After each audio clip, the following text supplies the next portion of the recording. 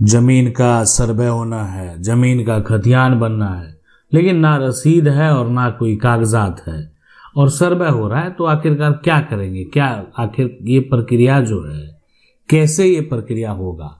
आज अभी वर्तमान का जो समय है ना, सभी व्यक्ति का एक नया खतियान जो है, यानी वो देखने को मिलेगा। आप अगर जमीन खरीदे हैं, आपका कहीं मकान है, आपका कहीं जमीन है, तो सबका जो भी व्यक्ति है, मकान हो या आपका कहीं पर मान लेते हैं जमीन है, सबका एक नया खतियान बनेगा और वो नया खतियान में आपका ये मकान, जमीन का जो प्लॉट का नंबर है वो सारा दर्ज हो जाएगा और इसमें जमीन का असली मालिक कौन है, मकान का असली मालिक कौन है, उसका नाम दर्ज हो जाएगा।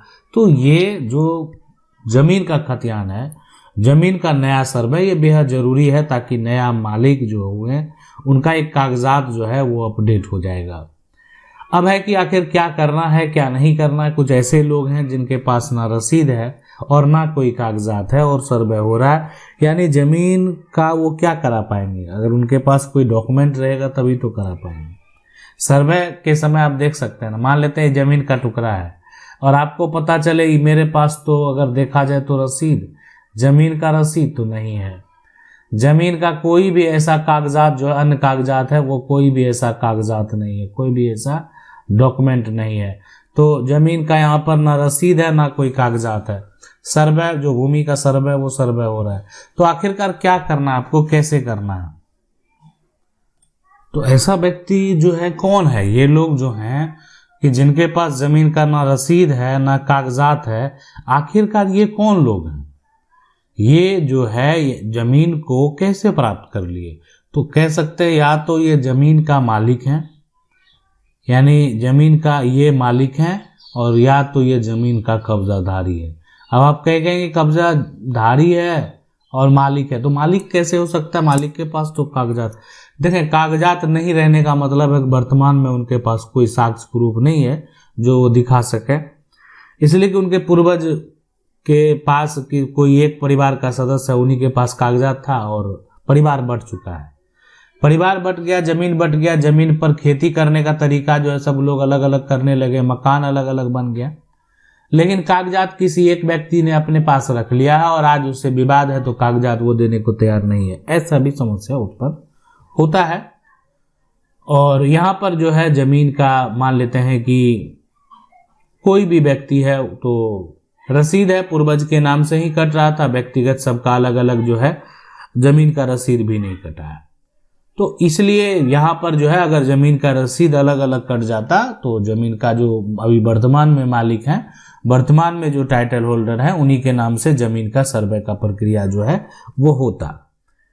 अब यहाँ पर देखेंगे जमीन का जो कब्जाधारी है, तो कब्जाधारी जो होगा व्यक्ति, उसके पास तो जमीन का कोई भी साक्ष्य नहीं है।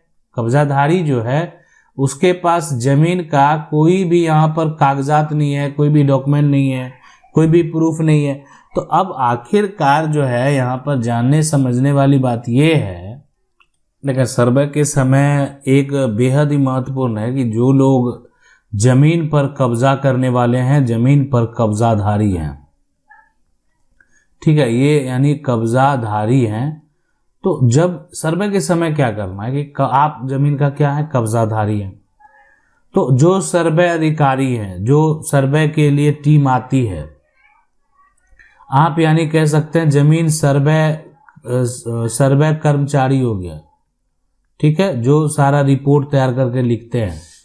तो ये उनसे आप जरूर मिलें और जब सर्वे टीम आपके गांव आए ना, तो इस जमीन पर आपका कब्जा है ये आप स्पष्ट कर दें, ठीक है, कि आप जो है ना सर्वे कर्मचारी को, सर्वे अधिकारी को ये पता होना चाहिए कि आपका कब्जा है, आपका यहाँ पर जो है कब्जा है और कई सालों से कब्जा है, कई सालों से।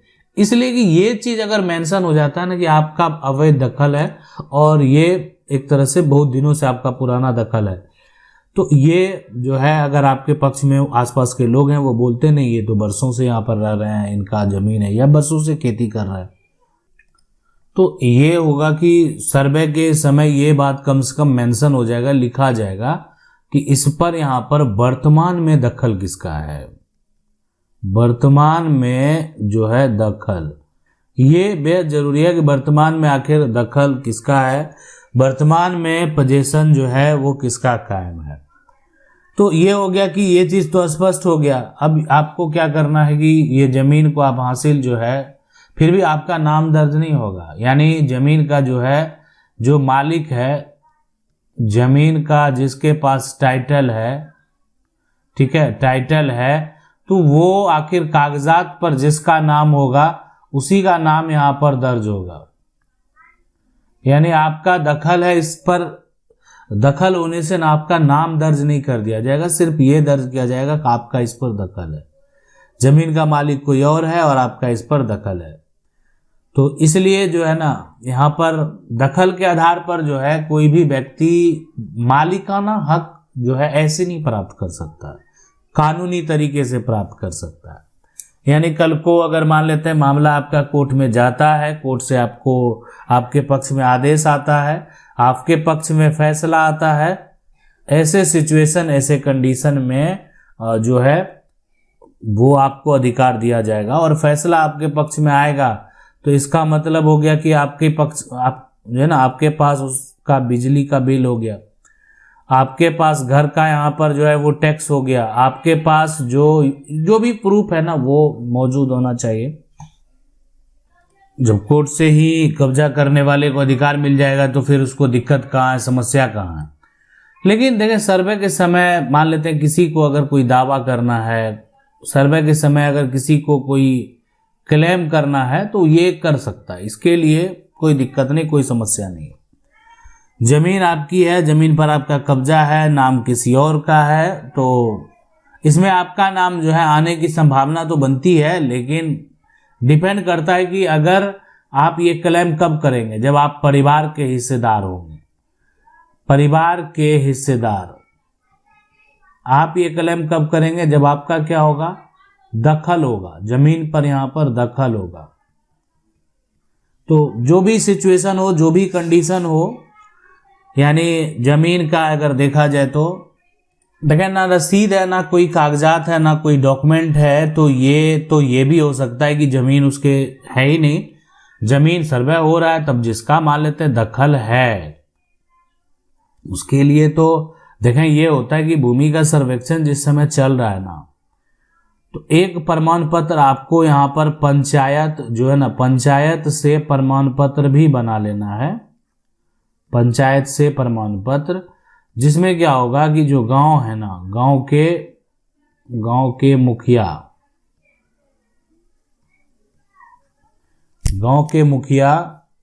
उसके बाद जो यहाँ पर गांव के वार्ड है ना, वार्ड सदस्य, मुखिया हो गए, वार्ड सदस्य हो गए, ये सभी लोग जो है ना, ये व्यक्ति कई वर्षों से काबिज हैं और इसमें यहाँ पर सर्वे में उसको जो है ना काफी मदद मिलता। अब उसके बाद भी कोई भी नहीं समझ आ रहा है क्या करे, तो एक विकल्प है कि जमीन का जो मालिक है ना, कानूनी प्रक्रिया बेहद जरूरी है, जमीन का जो मालिक है, मान लेते हैं इनका जमीन पर कब्जा जो है वो बरकरार है, जमीन का मालिक कभी दावा नहीं किया, आज तक जमीन का मालिक जो है कभी आकर दावा नहीं किया है, तो आप क्या कर रहे हैं, आप कब्जे के आधार पर जो है जमीन का मालिक होने का दावा कर रहे हैं।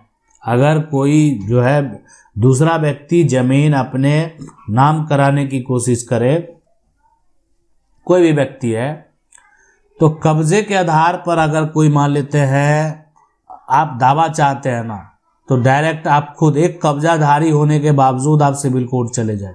अरे जहां ये लग रहा है कि अब आपसे ये जमीन जा रहा है, अब ये तो स्पष्ट होना चाहिए कि आप ये जमीन प्राप्त कैसे किए थे, कब से ही आपके पास जमीन है, जमीन आपके नाम क्यों नहीं हुआ, दखल आपका बरकरार है, ये आपको साबित करना है। और सबसे बड़ा ये है कि ये जो दखल आपका जमीन पर मौजूद है, दखल खास करके, तो दखल आपका था तो जमीन मालिक आज तक जो है उस पर ऑब्जेक्शन नहीं डाला। जैसे होता है कि कोर्ट में अगर आप जाएंगे, ठीक है, कि आपको बस साबित क्या करना होता है कि आपका पोजीशन बरकरार है, आपके पक्ष के गवाह यहाँ पर होने चाहिए और साथ में जो स्थानीय यहाँ पर प्रमाण है ये होना चाहिए। ये हो गया। साथ में ये आप जो है स्पष्ट अगर कर दें कि जमीन मालिक ने आज तक कोई भी दावा नहीं किया है। कागज नहीं है तो कब्जा है, तो बस ये होता है कि जमीन कोई भी मालिक अगर है, किसी का नाम दर्ज है, तो उन्होंने तो किसी प्रकार का कोई ऑब्जेक्शन नहीं किया है। अगर नहीं किया है तो वैसे सिचुएशन में क्या होगा कि जब मान लेते हैं उन्होंने आज तक इतने साल हो गए, आप समझ सकते हैं कोई जमीन का मालिक है, कई साल हो गया, वो किसी प्रकार का कोई दावा नहीं करेगा, तो कोई अन्य व्यक्ति आकर दावा कर रहा है, वो कब्जा के आधार पर दावा कर रहा है, जमीन मालिक तो पूछा जाएगा कोर्ट में कि आपकी जमीन थी और आपकी जमीन को इतने सालों तक कोई खेती कर रहा है, तो आज तक आप कोर्ट में क्यों नहीं आए?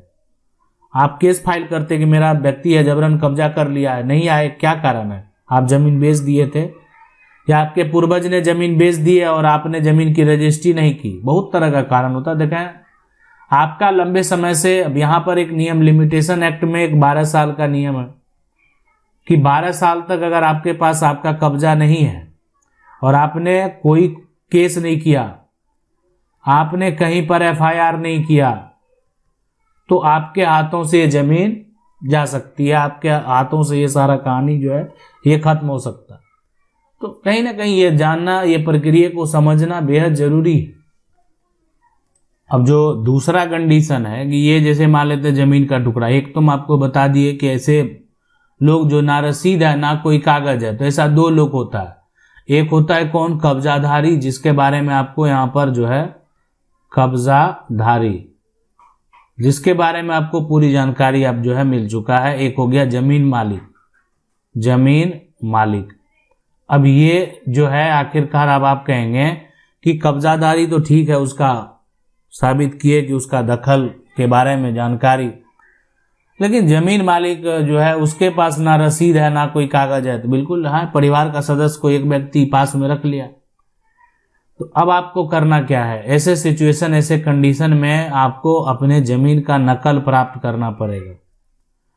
आपको नकल यहाँ पर जो है निकालना पड़ेगा। अब यह है कि कौन सा कागजात आपको निकालेंगे, तो सबसे पहले जो है आप ये देखेंगे कि राजस्व रिकॉर्ड क्या कहता है। यहाँ पर राजस्व जो है रिकॉर्ड, यहाँ पर अब देखें, ये राजस्व रिकॉर्ड देखने जाएंगे। अब आप कहेंगे कि हम कैसे देखेंगे राजस्व रिकॉर्ड?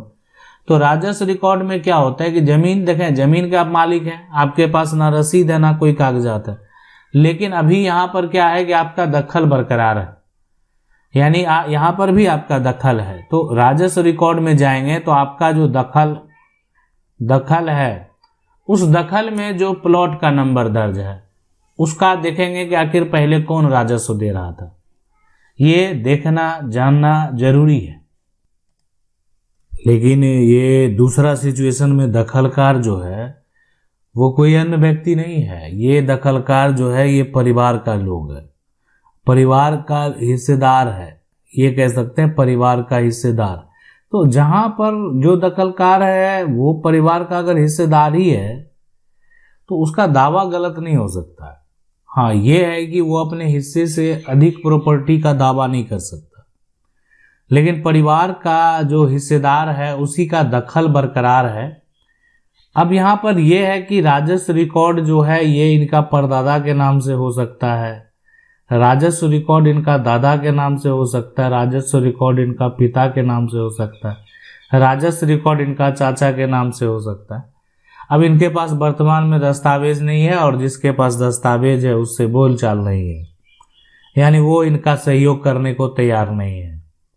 तो इसमें होता यह है कि आपको अपना राजस्व रिकॉर्ड निकाल लेना है और साथ में एक जो है जमीन का आपको, यानी जो भी ये आपके ग्राम पंचायत है वहाँ से एक वहाँ वंशावली है वो तैयार कर लेना है।